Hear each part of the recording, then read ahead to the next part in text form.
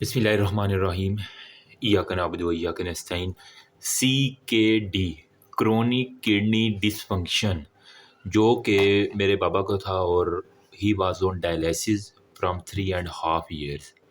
ठीक है, अभी कुछ उनकी मेडिसिन जो है ना वो पड़ी हुई हैं। मैं जो है ना वो इसमें था एक एरिथ्रोपोइटन जो कि 10,000 इंटरनेशनल यूनिट के हिसाब से उसने वीकली लगा करता था, मतलब हफ्ते में एक दिन जो है ना ये हमने CMA से जो है ना इशू करवाए थे। और एक इंजेक्शन की कीमत है आई थिंक 1500।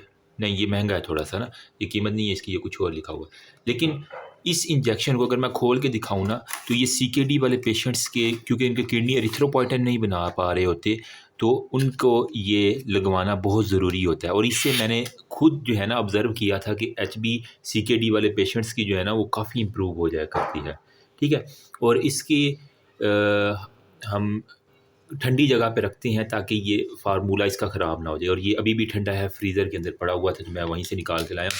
ठीक है, तो मैं दिखाने का मकसद यही है कि आपको मेमोराइज़ हो जाए कि यार अगर कभी क्वेश्चन आ जाए तो एरिथ्रोपोइटन आपने नहीं भूलना है CKD वाले पेशेंट में। क्यों? क्योंकि उनके किडनी इस तरह फंक्शन नहीं कर रहे होते।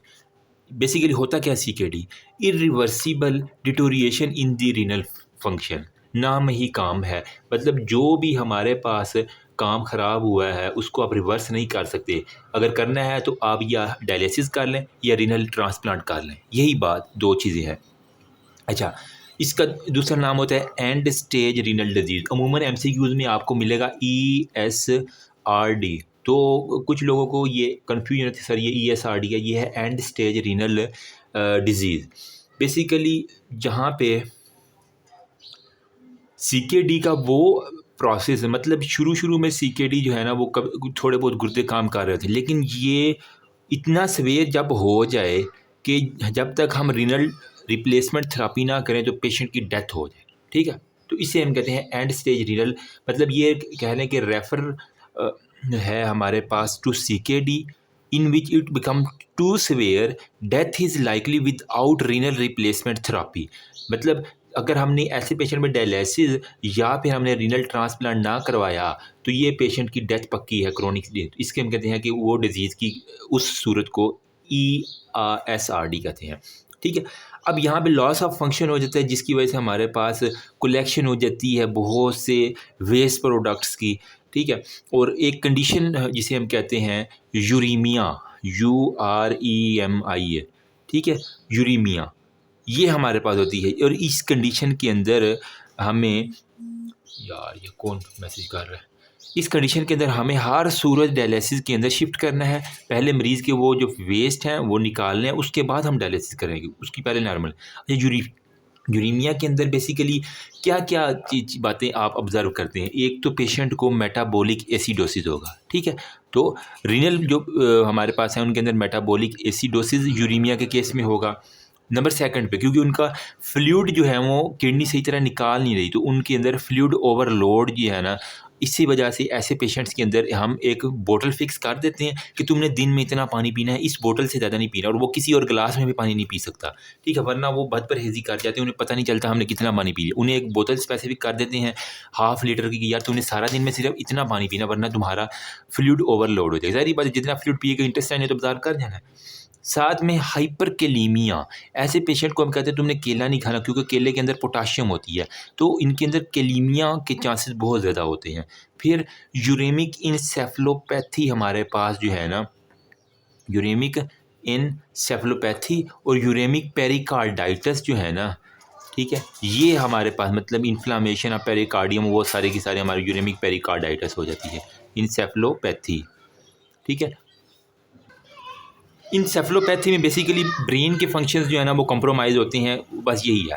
अच्छा, अब इसकी कुछ स्टेजेस हैं। क्या हर पेशेंट जो CKD का है वो पीक लेवल के ऊपर होगा? नहीं, आपने GFR की बुनियाद के ऊपर उसको देखना है कि आया कि इसका नॉर्मल है CKD, माइल्ड है, मॉडरेट है, सीवियर है, या किडनी बिल्कुल ही फेलियर है जिसे हम एंड स्टेज कहते हैं। ठीक है, तो इस बुनियाद के ऊपर जो है ना वो मैं आपको स्टेजेस कुछ लिख देता हूँ। तो मेरी जान, स्टेजेस के अंदर हमारे पास एक स्टेज 1 है, एक स्टेज 2 है, एक स्टेज 3A है, फिर हमारे पास 3B है, फिर 4 है, और फिर हमारे पास है जी 5। ठीक है।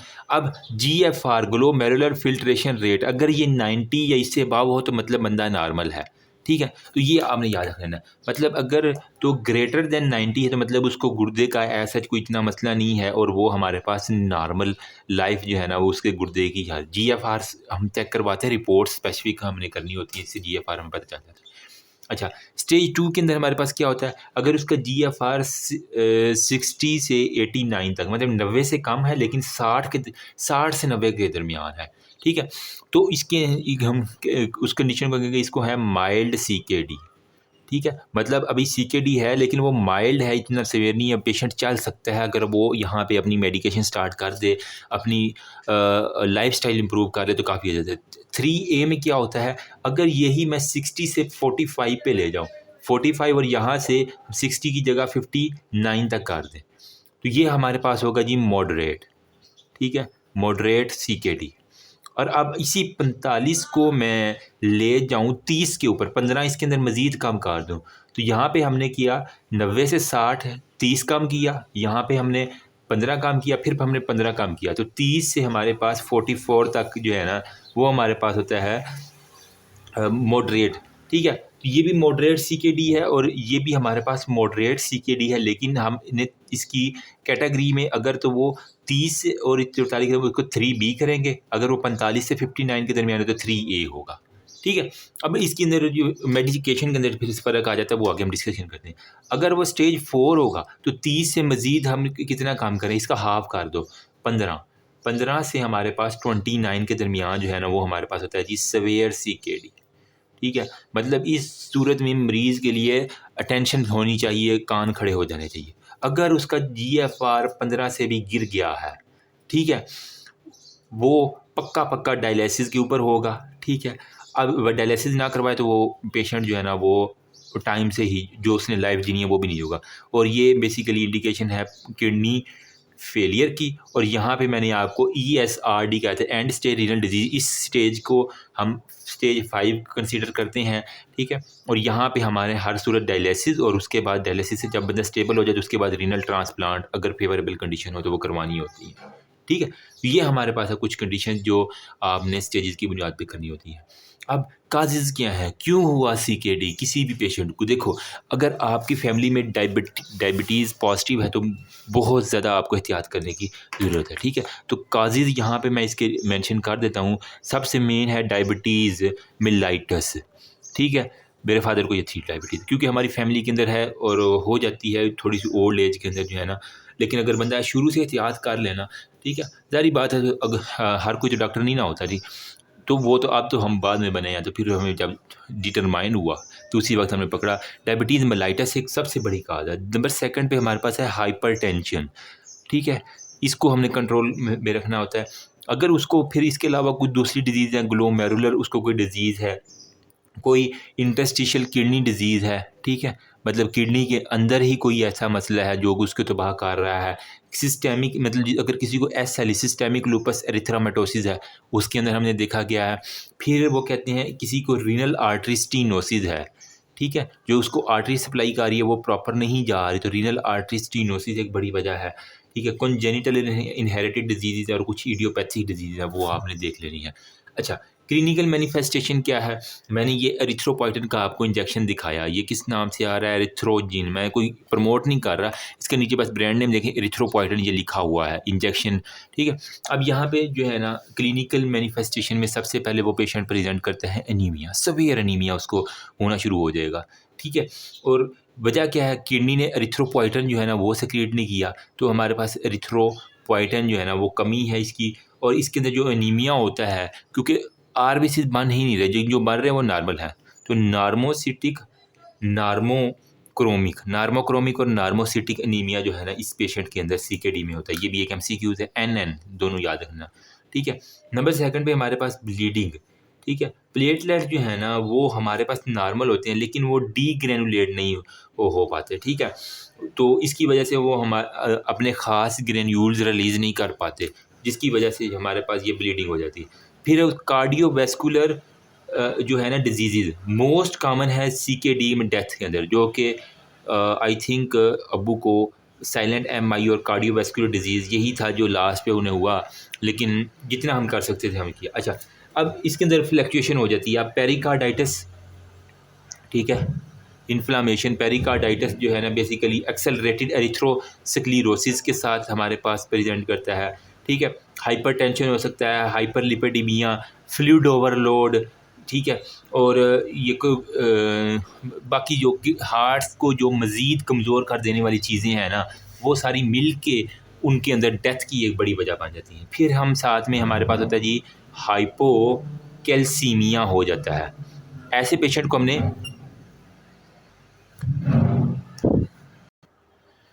कैल्शियम सप्लीमेंट्स जो है ना वो हमने देने होते हैं, क्योंकि इनके अंदर हाइपोकैल्सीमिया के चांसेस बहुत ज़्यादा हैं। क्यों? किडनी जो है ना वो ट्रांसफ़र करती है कोलीकैल्सीफिरोल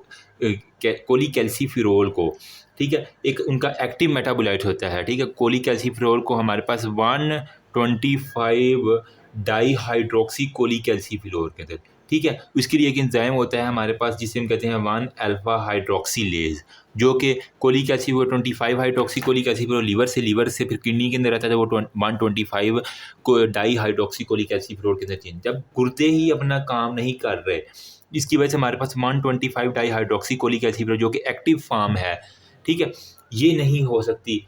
तो क्योंकि ये विटामिन डी ही है ना जो हमारे पास सनलाइट से आता है, और आपने एक वो फिनोमिना पढ़ा होगा कि स्किन के ऊपर सनलाइट लगती है, वो कोलिकैल्सीफिरोल एर्गो 25 हाइड्रोक्सी कैल्सीफिरोल के अंदर वो 125 के अंदर चेंज हो जाता है। वो सारा मैकेनिज्म है। तो ये जब एक्टिव ही नहीं होगा तो ये कैल्शियम को अब्जॉर्ब ही नहीं कर पाएगा। जब कैल्शियम अब्जॉर्ब नहीं होगा तो पेशेंट हाइपोकैल्सीमिया के साथ होगा, ठीक है। साथ में वो कहता है हमारे पास कुछ रीनल ऑस्टियो डिस्ट्रॉफीज हो जाती हैं, ठीक है। रीनल ऑस्टियोडिस्ट्रॉफीज मतलब उसकी बोन के अंदर कुछ ना कुछ किडनी की वजह से हमारे पास, जिसके अंदर ऑस्टियोमलेशिया, कैल्शियम नहीं आ रही तो हमारे पास पेशेंट प्रेजेंट करेगा ऑस्टियोमलेशिया के साथ। फिर हाइपर पैराथायराइड बोन डिजीज़, ठीक है। हाइपर पैराथायराइड का क्या काम था कि हमारे पास बोन से कैल्शियम को ब्लड के अंदर लेके आना। अगर वो ज़्यादा एक्टिव हो जाएगा तो वो बोन मज़ीद वीक हो जाएगी। ऑस्टाइटिस फाइब्रोजा, आपने एक लफ्ज़ सुना होगा ऑस्टाइटिस फाइब्रोजा, तो ये यहाँ पे है। फिर ऑस्टियोप्रोसिस हमारे पास जो है ना वो बहुत ज़्यादा होगा, और साथ में ऑस्टियोकैल्रोसिस होगा सारे का सारा। मैकेनिज्म क्या है? विटामिन डी की deficiency, absence of 1 alpha hydroxylase, जिसकी वजह से हमारे पास 125 डाईहाइड्रोक्सी कोलिक एसिड नहीं बन रहा। इस वजह से हमारे पास हाइपोकैल्सीमिया की वजह से हमारे पास वो मरीज़ की जो बॉडी है वो कहेगी जिस्म के अंदर कैल्शियम की यार कमी है, इंटेस्टाइन अब्ज़ॉर्ब नहीं कर रही। वो पैराथायराइड को और मज़ीद स्टिमुलेट करेगी, तुम बोन से मज़ीद कैल्शियम को ब्लड में लाओ, तो हड्डियाँ एट दी एंड वीक हो जाएंगी, जिसे हम कहते हैं कि हमारे पास वो ओस्टियोप्रोसिस के साथ प्रेजेंट करेगा और हाइपर पैराथायराइड बोन डिजीज़ होगी, ठीक है। साथ में इसी पेशेंट्स के अंदर हमने देखा कि हाइपर फास्फैटीमिया, ठीक है, मतलब फास्फेट जो है ना इसका लेवल, हाइपर फास्फैटीमिया, इसके अंदर बेसिकली क्या होता है? फास्फेट नॉर्मल होता है, किडनी से एक्सक्रीट होता है, लेकिन हाई पैराथायराइड हार्मोन की वजह से फास्फेट जो है ना बोन्स के अंदर जो है ना वो बोन से बहुत ज़्यादा रिलीज़ हो रहा होता है, ठीक है, जो कि किडनी एक्सक्रीट नहीं कर पा रही होती, ठीक है। तो हद से ज़्यादा जो है ना किडनी की भी एक लिमिट है फास्फेट को एक्सक्रीट करने की, वो नॉर्मली तो जो निकाल ही निकाल, लेकिन क्योंकि अब बोन ने रिलीज़ करना शुरू कर दिया है उसकी ब्रेक डाउन की वजह से, ऑस्टियोप्रोसिस की वजह से, तो वो किडनी इतना एक्टिव नहीं है कि वो इतने ज़्यादा फास्फेट को निकाले, तो वो एट दी एंड ब्लड के अंदर रहेगा और हाइपर फास्फेटीमिया हो जाएगा। साथ में हमारे पास इन्फेक्शन होगा। वजह क्या है? न्यूट्रोफिल, वही जिस तरह यहाँ पे प्लेटलेट डीग्रेनुलेट नहीं हो रहे थे, ब्लीडिंग हो रही थी, ठीक है, यहाँ पे मैंने ऊपर बताया। इसी तरह हमारे पास न्यूट्रोफिल जो है ना उसकी भी हमारे पास डीग्रेनुलेशन नहीं होगी, जिसकी वजह से हमारे पास इन्फेक्शन के चांस बहुत हैं। ये हम उमूमन इनको कोई ना कोई छोटा मोटा इन्फेक्शन हो जाता है, जो कि मोस्ट कॉमन काज है डेथ की इन CKD या कार्डियोवैस्कुलर, मतलब इन्फेक्शन हुआ, इन्फेक्शन के बाद सेप्सिस हुआ और वो सारे के सारे डेथ हो जाएगी। साथ में हमारे पास जो है ना वो एसिडोसिस होगी, मतलब मेटाबॉलिक एसिडोसिस जो है ना, आपने एक लफ्ज़ सुना होगा, ठीक है। एसिडोसिस में हमारे पास मेटाबॉलिक एसिडोसिस जो है ना इन पेशेंट के अंदर बहुत ज़्यादा होती है, क्योंकि मेटाबोलाइट्स रिलीज़ ही नहीं हो पा रहे। फिर कुछ एंडोक्राइन कॉम्प्लिकेशन है, सारे नहीं लेकिन कुछ पेशेंट्स के अंदर देखा गया loss of libido, sexual dysfunction, erectile dysfunction, half life of the insulin जो है वो प्रोलॉन्ग हो जाएगी, क्योंकि वो इंसुलिन लगाएंगे और वो फिर इंसुलिन क्योंकि किडनी से वो सारी की सारी वो फ़िल्टर नहीं हो रहे, और वो बाकी चीज़ें भी मिल के जो है ना वो इंसुलिन की हाफ लाइफ बढ़ा, और ज़्यादा देर तक उसके ब्लड में इंसुलिन रहेगी तो वो उसको हाइपोग्लाइसीमिया वाले अमूमन सिम्टम्स आ रहे होते हैं। इनका जब निकलती है तो वो बहुत ज़्यादा डैमेज करते हैं, मतलब कि वो सवेयर हाइपोग्लाइसीमिया में जाता है और वो पसीने के साथ अमूमन बैठ जाया करते हैं। फिर हमारे पास कुछ रिलेटिव इंसुलिन रेजिस्टेंस होती है और हम भूख भी अमूमन कम हो जाती है। तो ऐसे पेशेंट्स के अंदर हमने फिर अब इन्वेस्टिगेशन क्या करनी होती है। सिंपल बेसलाइन इन्वेस्टिगेशन करो, आपको हर चीज़ जो है ना वो आ जाएगी। मतलब आपने इन्वेस्टिगेशन के अंदर बेसिकली सीबीसी करवा लेनी है। मतलब एक पेशेंट को आप दिमाग में रखो ना तो आपको ये सारा टॉपिक अभी याद हो जाना है। ठीक है? ब्लड यूरिया नाइट्रोजन हो गया और हमारे पास क्रिएटिनिन का लेवल, ये बड़ा इंपॉर्टेंट है। ठीक है? यूरिन मतलब हम डायलिसिस से पहले भी करते हैं और डायलिसिस के बाद आया कि कितना फ़िल्टर हो चुका है, ये हमें पता चलना चाहिए। फिर यूरिन एनालिसिस करते हैं, ठीक है? उसके अंदर प्रोटीन, यूरिया देख लिया करते हैं हम, कैल्शियम, फॉस्फेट और पैराथायराइड हार्मोन इनको हमने देख लेना है, एल्ब्यूमिन देख लेना है, ग्लूकोज़ देख लेना है, सारे HbA1c करवाना है, ईसीजी लाज़मी करवानी है पेशेंट की, कहीं इसको हाइपरकैलेमिया तो नहीं है। ठीक है? और रीनल अल्ट्रासाउंड हमने करवाना होता है ताकि हमें पता चले, अगर तो स्मॉल किडनी है तो क्रोनिक डिजीज़ है, एसिमेट्रिकल किडनी है तो हमारे पास रीनो वैस्कुलर या कोई भी डेवलपमेंटल एनॉमलीज़ तो नहीं चल रही। तो ये सारी की सारी इन्वेस्टिगेशन आपने करवा लेनी होती है। ठीक है? अब इसके अंदर हमारे पास मैनेजमेंट क्या है? अगर तो वो पेशेंट स्मोकिंग कर रहा है तो सबसे पहले उसकी हाइपरटेंशन और बाकी चीज़ों की बड़ी वजह स्मोकिंग है। तो उसकी आपने मैनेजमेंट के अंदर उसकी सिगरेट जो है ना वो ख़त्म कर देनी है।